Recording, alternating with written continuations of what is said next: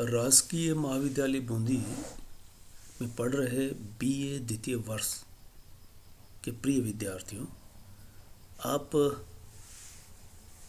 व्याख्यान नंबर 39 पर आ चुके हैं। प्रयोजन मूलक की हिंदी के कई आयाम, कई पहलू आप समझ चुके होंगे। अब तक आप पत्रकारिता और पत्रकारिता में आने वाले समाचार पत्र से लेकर संपादकीय तक प्रयोजन मूलक हिंदी के कई पहलू में एक पहलू ये भी होता है। हम आगे बढ़ें इससे पहले प्रेस प्रबंधन के बारे में आपको ठीक से जान लेना जरूरी है। प्रेस प्रबंधन से आशय क्या है? प्रेस यानी जिस प्रेस में समाचार पत्र यानी अखबार प्रकाशित हुआ करते हैं, वे अखबार एक प्रबंधन के तहत बाहर आते हैं। इसे प्रेस प्रबंधन कहा जाएगा। प्रबंधन का अभिप्राय कोई भी संस्थान यानी हर संस्थान की सफलता उसके प्रबंधन पर आधारित हुआ करती है। यानी प्रबंध किस तरह का और किस तरह से किया जा रहा है, कौन कर रहा है, कितना अनुभव है आदि। लेंस एप्ले इस संदर्भ में बतलाते हैं, प्रबंधन अनौपचारिक रूप से संगठित समूहों के माध्यम से कार्य निष्पादन भी करता है। यानी प्रबंधन सिर्फ कोई एक व्यक्ति जिसे हम प्रबंधक कहते हैं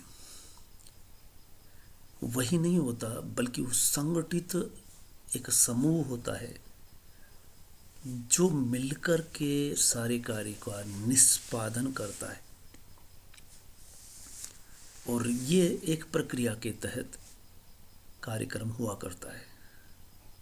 यानी कोई भी व्यक्ति लंबे अभ्यास के बाद, एक समयांतराल के बाद उसके अभ्यास के तहत एक अच्छा प्रबंधक हो सकता है। और अच्छे प्रबंधक के लिए समर्पित भाव का होना बेहद जरूरी है।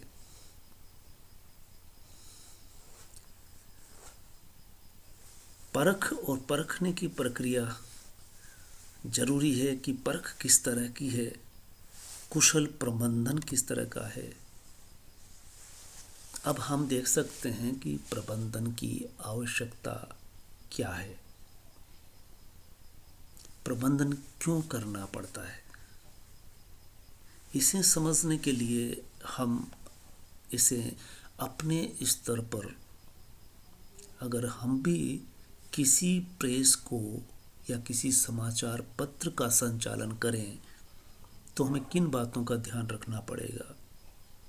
सबसे पहले जिस समाचार पत्र को आप रोज प्रतिदिन सुबह अपने हाथों में लेकर पढ़ते हैं, उससे संबंधित, उससे जुड़े हुए माध्यम रेडियो और टीवी हुआ करते हैं।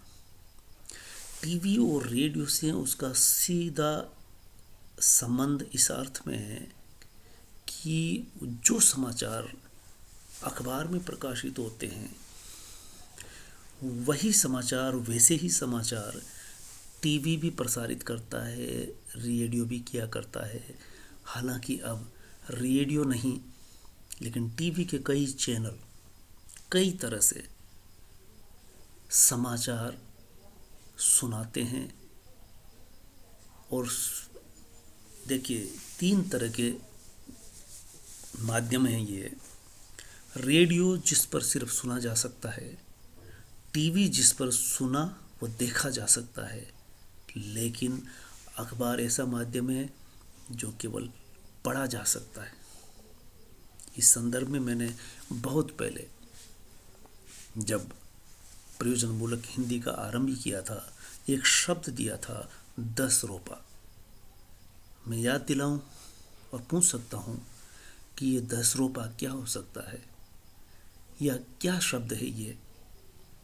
आप पहली बार सुन रहे हैं, और अगर पहले सुन चुके हैं तो समझ जाएंगे 10 रुपया इन तीनों माध्यमों के लिए कहा जाता है जो इनके उपभोक्ता होते हैं।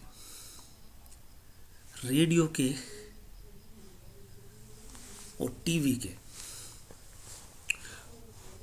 अखबार के पाठक होते हैं, टीवी के दर्शक व श्रोता होते हैं, रेडियो के सिर्फ श्रोता होते हैं, और अखबार के पाठक हुआ करते हैं। 10 रुपया इन तीनों के शुरुआती वर्ण से बनता है। तो ये कह सकते हैं कि प्रबंधन की आवश्यकता इसलिए भी पड़ती है कि जिस संचार माध्यम यानी अखबार का जो संचालन करता है या प्रबंधन करता है, उसका सामना रेडियो और टीवी से होता है।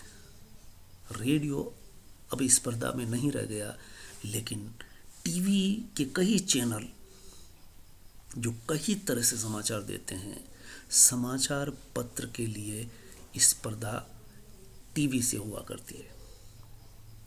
दूसरा मुद्दा आता है कि कोई भी समाचार पत्र है तो उसके ज़्यादा से ज़्यादा पाठक कैसे बने, इसके लिए उसकी बिक्री बढ़नी चाहिए। तो बिक्री के लिए व्यक्तिगत और सामूहिक प्रयास करने होते हैं।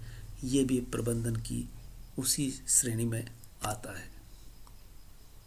प्रबंधन के सिद्धांत क्या हो सकते हैं, यानी प्रबंधन के कुछ नियम व सिद्धांत होते हैं जिसको मद्देनजर रखते हुए वह अपने लक्ष्य को प्राप्त कर सकता है।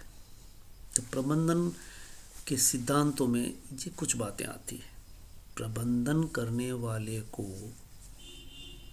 कुछ चिंतन मनन करना होता है, कुछ नियम बनाने होते हैं, और उन पर उसे लगातार सप्रयास चलना होता है, मेहनत करनी होती है। पहला आता है लक्ष्य सिद्धांत, यानी उसके रोज का कोई लक्ष्य होना चाहिए, मासिक लक्ष्य होना चाहिए, उसे कहाँ पहुँचना है, क्या हासिल करना है, कोई एक लक्ष्य होगा जिसका वो पीछा करेगा। और दक्षता बेहद ज़रूरी है कि वो दक्ष कितना है, वो दक्षता से कितना काम कर रहा है। अन्य कई तरह के कर्मचारी वहाँ काम करते हैं, उन पर नियंत्रण बराबर होना चाहिए। नियंत्रण बना रहे यानी अनुशासन बना रहे। नियंत्रक प्रबंधन ही उसका नियंत्रक होता है। अधिकार एवं दायित्व, यानी कुछ अधिकार कर्मचारियों के जिनका वो संरक्षण करेगा। दायित्व बोध का एहसास स्वयं को भी होगा, दूसरों को भी याद दिलाएगा कि दायित्व के साथ कैसे काम करना है। एक लक्ष्य को लेकर के सभी को आगे बढ़ना है और उसे हासिल करना है।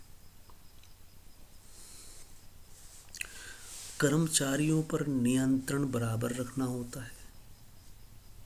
अनुशासनहीनता, कर्तव्यपरायणता कर्मचारियों में बराबर रहे, इसके लिए प्रबंधन बखूबी काम करता है।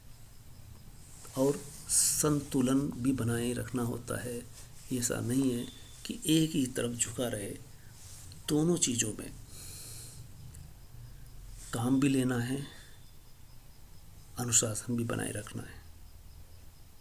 अनुशासन का मतलब ये नहीं है कि उनको एक दास की तरह डांट डपट करके रखा जाए, बाकायदा उनका सम्मान भी होना चाहिए।